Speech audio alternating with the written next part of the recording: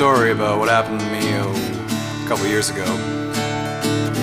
I was on the road and I was driving up to San Francisco University to visit a cousin of mine, and we were gonna hang out for the day.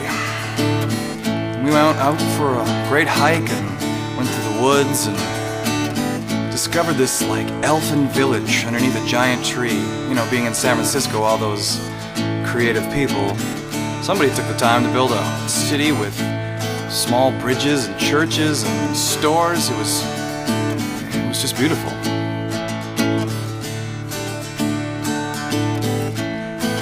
After we got back from our hike, we went back up to the dorm rooms and we were hanging out outside while everyone was smoking a cigarette, and I was just standing around being myself, you know, just being a guy and saying this and saying that, and then I heard a small voice from behind me, and well, I can't remember exactly what she said, but man, it was like a sledgehammer. I turned around to see this beautiful blonde girl sitting cross-legged on a newspaper stand.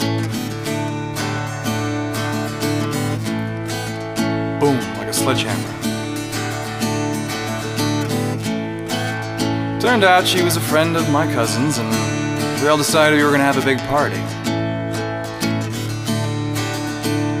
And she and I went to go get the party essentials over at the grocery store. And as we were driving over there, she was flipping through my CDs, and she said, "Who gave you this one?" And I said, "Well, you know, an ex-girlfriend of mine." And she said, "Oh."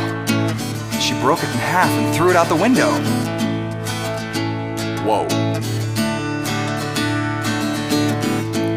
So we get to the grocery store and we get what we need, and we're standing in line, and it's such a long line, and I'm looking through the magazines and I'm reading about how Moulin Rouge is the greatest movie ever and all this stuff. So I figure she's already gotten me pretty bad twice. I'm just all over this girl. And so I turn to her and I'm just off the top of my head, I start joking and I say to her, "You know, it's a little bit funny, this feeling inside. I'm not one of those who could easily hide. I don't have much money, but boy, if I did, I'd buy a big house where we both could live." And I look her in the eye and I give her a wink, and she has no idea. This is an Elton John song. Ewan McGregor sang it. It was a big deal on the radio. Several times.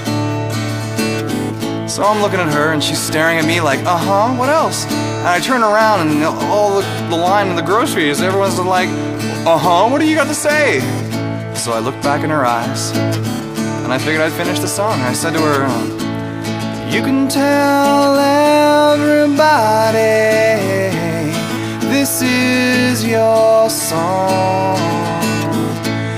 It may be quite simple, but now that it's done, hope you don't mind that I put down in words how wonderful life is. Now you're in my world."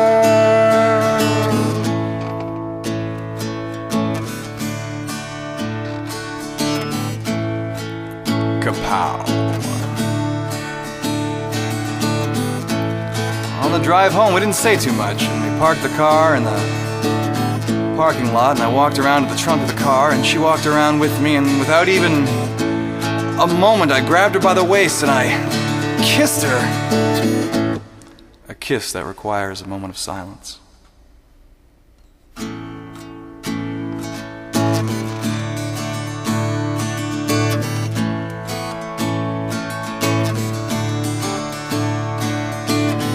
We walked back up to the dorms an hour late.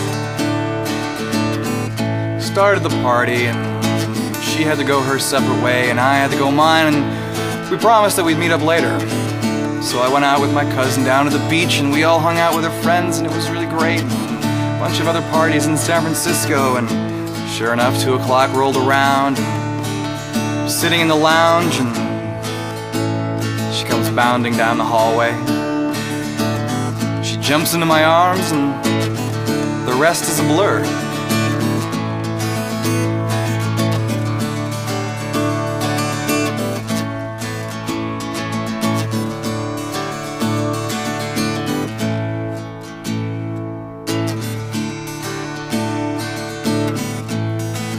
The next morning, I had to go back down south, and we said we'd meet each other again in a few days.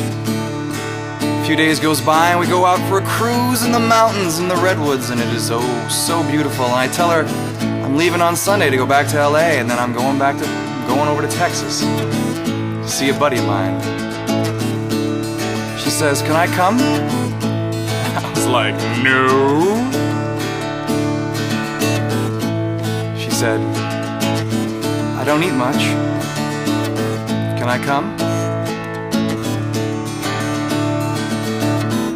I said, "Yeah."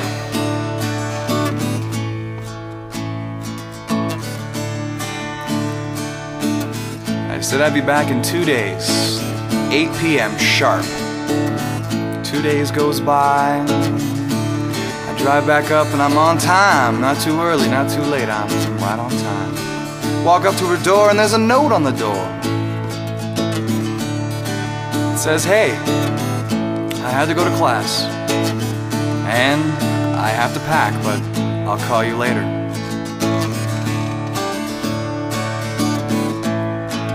Drove back down south, hung out with my family. 2 days goes by, not a word from her. Finally, it's Sunday morning, Sunday afternoon, and I gotta go back to LA. No word from her.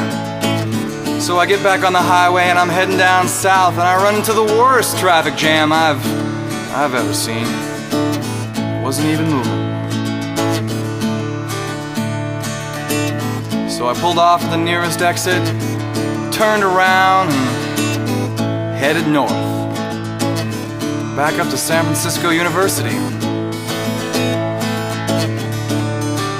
I made it in 1 hour.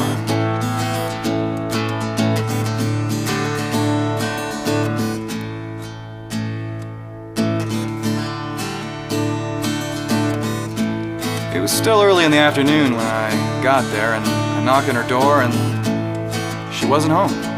So I went out into the courtyard and we started playing some music, and a few people started sitting in and listening, and soon a few more people started sitting in, and soon a whole bunch of people were sitting in just listening in to me playing guitar.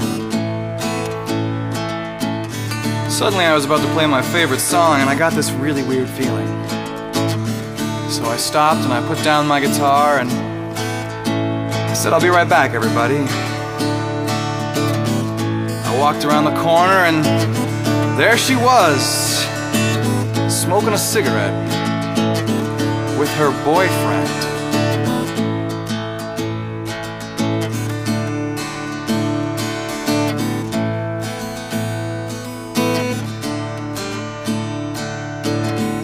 She was as surprised to see me as I was to see her. She comes up and she says, "What are you doing here?" And I said, "Well, I never heard from you. I just want to make sure you're okay." And she says, "Well, yeah, but I guess you know I'm not going." And I said, "Yeah, that's okay. But I gotta go right now. I gotta go play one more song for that group of people over there." And she says to me, "Oh, are you gonna go play Dave Matthews?" And I said, "No. I'm gonna play you too."